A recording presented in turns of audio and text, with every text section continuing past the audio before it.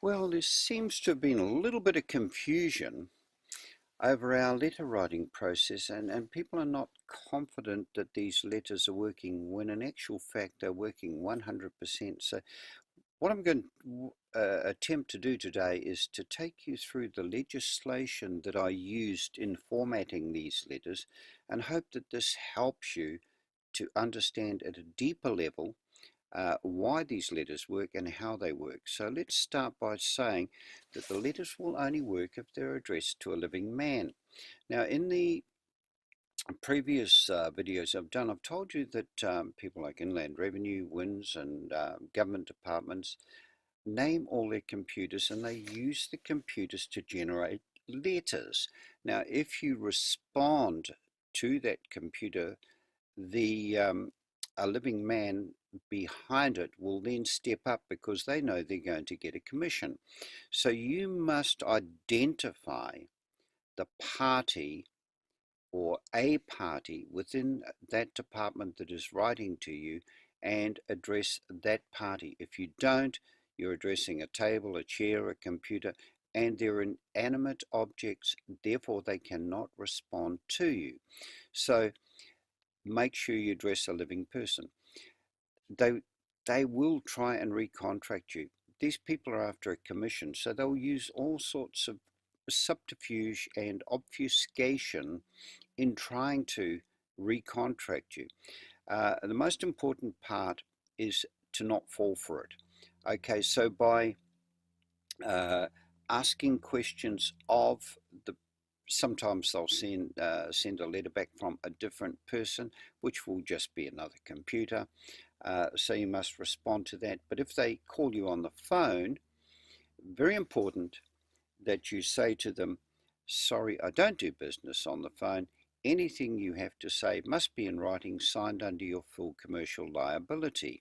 And that will normally get rid of them. They don't like to pay, I can assure you. And once again, our response must always address their status.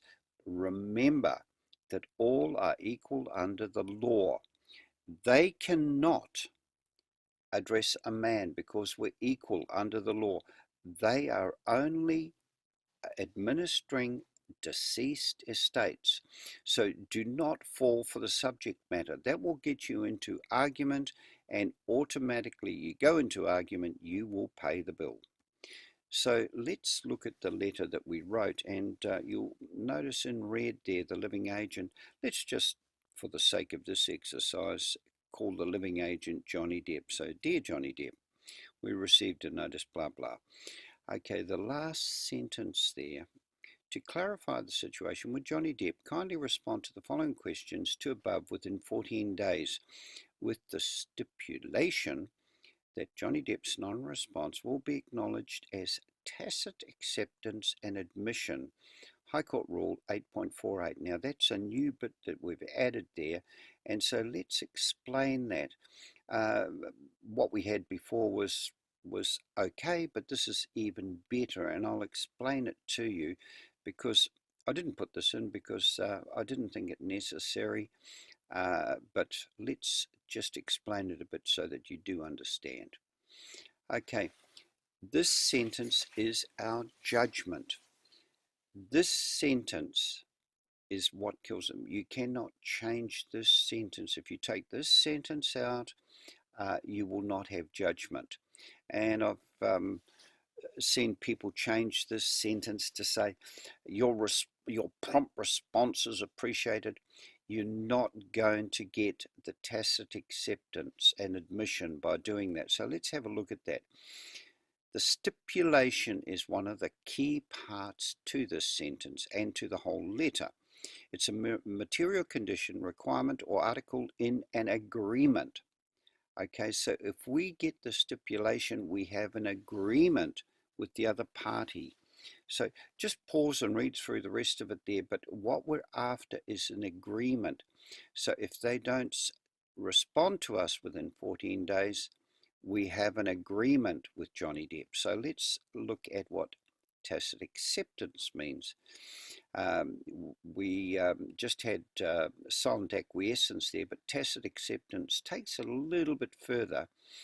Tacit, existing, inferred or understood without being openly expressed or stated, implied by silence or silent acquiescence. So we've included everything by putting tacit acceptance instead of just silent acquiescence. Okay, now the admission, okay, is part of the stipulation. They're admitting, and it comes under the High Court Rules 8.48, which we'll go through later. Okay, so how do we get our judgment? By asking the following 6 questions. Now, you have seen these questions before. Is Johnny Depp an agent of the Crown? Of course he is. Is Johnny Depp sworn to uphold New Zealand legislation? Yes. If so, would Johnny Depp kindly show us a copy of the goods and services we ordered? They can't do that. Is Johnny Depp willing to take the stand to testify? Nope, he will not. Does this notice comply with Section 240 of the Crimes Act? No. They face jail time. Should this not be treated as discharge for misrepresentation under Section 40 of the Contract and Commercial Law Act 2017, or paid in full tittle? We have added a new word. Thank you, Carl, for that word. Tittle is a new word that I've only just learnt about, and this is only for government agencies, guys. So if you're going to be dealing with any other corporation, it's slightly different, but this is for government agents who are administering our deceased estate or the surname. Okay, so now I apologize in advance to all you Greek speakers out there. I'm going to try and say it tetelestai, I think, but anyway, the abbreviated form is tittle. So if we go down to the blue there, the word tetelestai was also written on business documents or receipts in New Testament times to show, indicating that a bill had been paid in full.